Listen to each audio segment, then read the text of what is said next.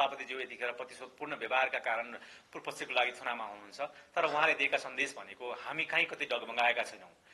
नेपालको राजनीति हाम्रो यो देशको राजनीति निकै फोहोरी भएको कारण, निकै धमिलो भएको कारण यसलाई संल्याउनको लागि, यसलाई संलो बनाउनको लागि यो पुस्ताले राजनीतिक बागडोर सम्हाल्नुपर्छ भनेर त्यसको नेतृत्व गरेका सभापति रवि लामिछानेलाई आफ्नो राजनीतिक भविष्य सङ्कटमा परेका कारण, सबै राजनीतिक दलका, पुराना राजनीतिक दलका राजनीतिक भविष्य सङ्कटमा परेका कारण उहाँलाई पूर्वपक्षको लागि चुनावमा लगिएको हो र प्रतिशोधपूर्ण मुद्दा लगाएर उहाँलाई पूर्वपक्षको लागि चुनावमा राखेको भन्ने कुराको विषयमा हामीले भनिराख्नु पर्दैन। तमाम नेपाली जनताले 42 लाख हस्ताक्षर मार्फत पनि यो कुरा भनिसकेका छन् र अहिले सरकारमा रहेका सम्माननीय प्रधानमन्त्रीज्यू सँगसँगै अधिकांश मन्त्रीहरूले पनि यो विषय कुरा गरिसकेका छन्। त्यसकारण यो प्रतिशोधपूर्ण व्यवहारको विषयमा मैले चर्चा गरिराख्नु पर्दैन।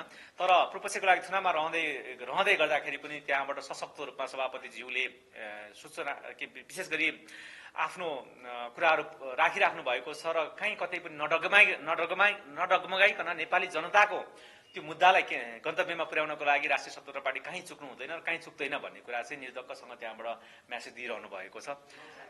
उहाँले यो ऊर्जा दिइराख्नु भएको छ र तमाम नेपाली जनताले पनि त्यो विश्वासलाई, उहाँहरूले राखेको त्यो विश्वासलाई राष्ट्रिय स्वतन्त्र पार्टीले पुरा गर्छ भन्ने त्यो अपेक्षा राख्नु भएको छ र हामीलाई साथ दिइराख्नु भएको छ, माया गरिराख्नु भएको छ।